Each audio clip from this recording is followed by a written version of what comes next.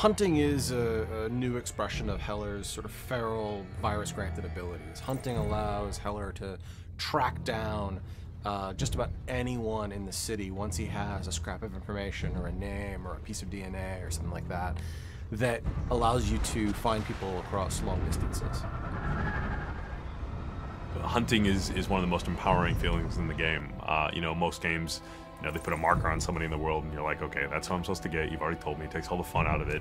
But hunting, really, that pulse is just, it's visceral. I mean, you hear it, you feel it, you see it, and then you're honing in, you're honing in, and you're honing in. And then when you see your target and it highlights off of them and you can see their nervous system and you're just like, that's my guy. We sort of played off of the idea of radar or sonar, or organic version of that, where from great distances you'll send this sort of sense out into the world and you'll get this visual wave of the world back. Big cascading circle, like throwing a rock into a pond. So from a player's point of view, you find yourself looking for the highest point in the city so that you can kind of view your surroundings all around you, send out this pulse, and use that as a way of basically narrowing in on the target that you're looking for. To be over the top of someone, right, on a top of a 40-story building, and to send out that pulse, and to see them glow in the middle of the crowd, and then just to leap off the top of that 40-story building and plummet straight down to the ground, right on top of them, and just immediately go into beating them down, right? I mean, not only is that scary as hell for the guy that you're consuming, but imagine what the people around that guy's reaction is, right? Someone just fell out of the sky and landed on a guy and ate him. James Heller is a hunted man in a city inside a police state, and so he's very much on his own. And so he's got to find scraps of information and details about this conspiracy and information about what Blackwatch and Gentek and Alex Mercer are doing in any way he can.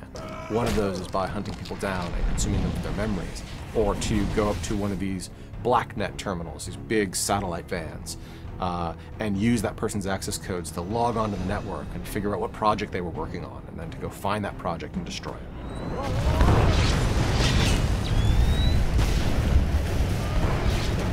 We wanted to give the player that opportunity, not just to be able to seek out their target, but to find out about their target in the first place.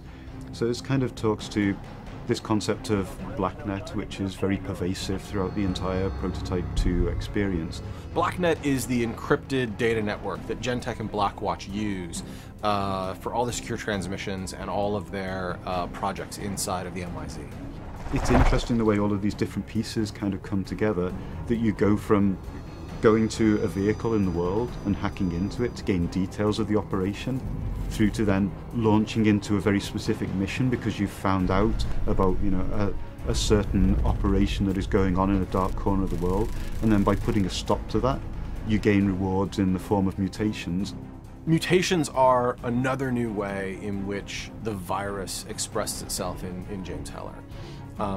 Mutations are exactly what they sound like. They're something that change your DNA, they change your cells, they change your chemical makeup.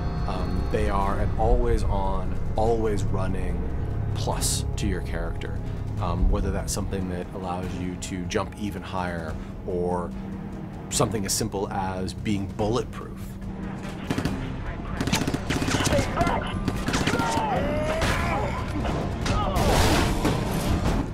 It allows you to define your own character, define your own progression through the story based on what you think is the most beneficial upgrade for your particular playstyle and character type.